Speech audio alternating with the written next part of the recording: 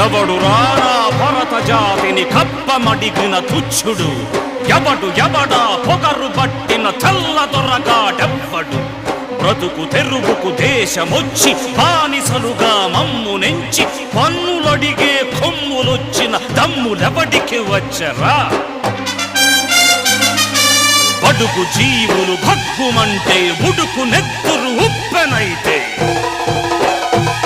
ఆ చంద్ర నిప్పుల గండ్ర గొడ్డలి పన్ను గడతది చూడరా.